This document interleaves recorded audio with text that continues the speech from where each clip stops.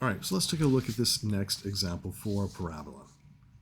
All right, we have x minus 5 quantity squared equals negative the quantity y plus 2. So this one's going to take a little bit more work, but not too much more, right? So the first thing we want to identify, the easiest guy right here, is to identify the vertex. Well, you know what? To be honest with you, let's keep things consistent, right? First, notice that we have x squared. So we know it's a parabola that opens up or opens down. But because of that negative there, it tells me that I have a parabola opening down. Okay, so let me do my vertex right here, and it's a parabola. Give myself some room here. It's a parabola that opens down. All right, so let's find that vertex. One of the first things we need to find. Now, remember what I said about this. Because of the way the form is, whatever I see inside, I'm going to do the opposite. You've got to make sure that you understand that for the vertex, the x-coordinate comes from this x piece, the y-coordinate comes from the y piece. And it's going to be true when I start talking about the center for an ellipse or a hyperbola.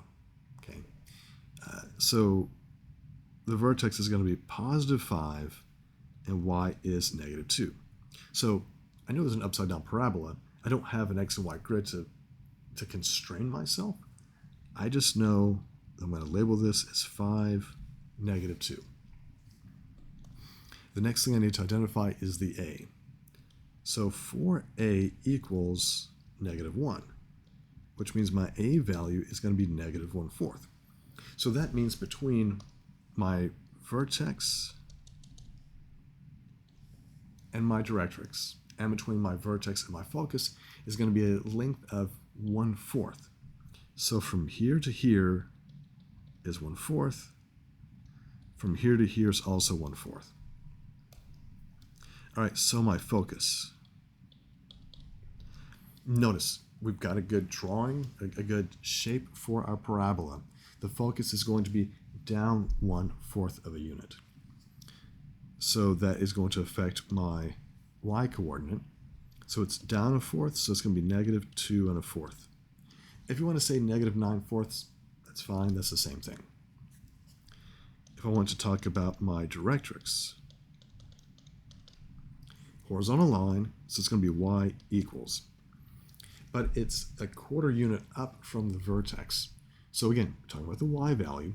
So if I take negative 2 and I go up 1/4, that's going to be y equals negative 1 3/4, which is negative 7/4. So maybe not the prettiest numbers, but who cares? They're just numbers, right? At this point, it's a matter of understanding the concept of a parabola, how things are connected, and then just doing a bit of arithmetic, really. All right, so we have the vertex, focus, directrix. Don't forget about your line of symmetry. So for this one, it's a vertical line, and it's that vertical line that goes right through here. So what does x equal at that point? I hope it's very clear that x is equal to 5. That's it.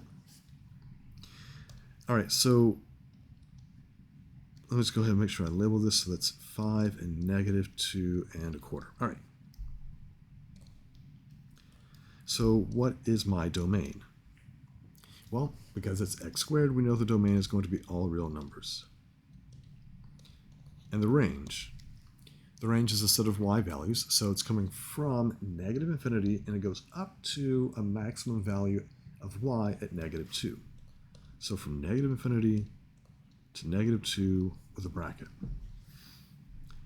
And then we need to figure out those endpoints for the latus rectum.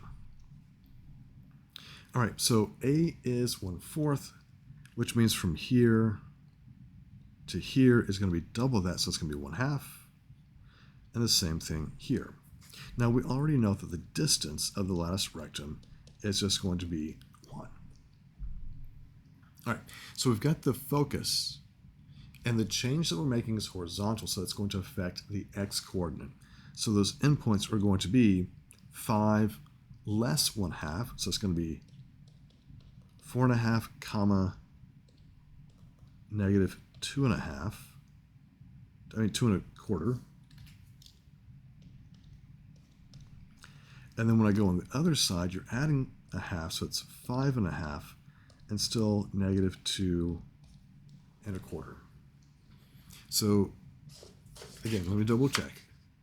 We've got the vertex, the focus, the directrix, the line of symmetry, the domain, the range, the lattice rectum. We've got a quick sketch of the parabola. All right.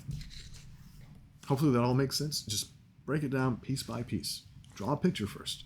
Find your A value. Find this guy. And you're going to have everything that you need to finish the problem.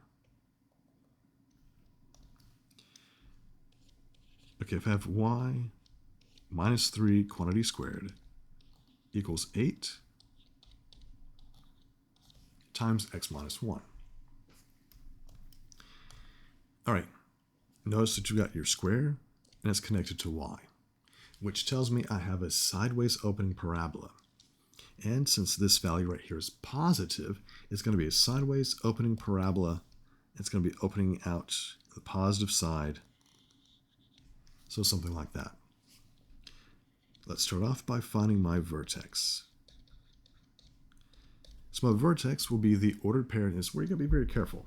So even though you see the 3 first, you've got to remember that the x-coordinate is connected to the x. So this is where I look for my x-coordinate.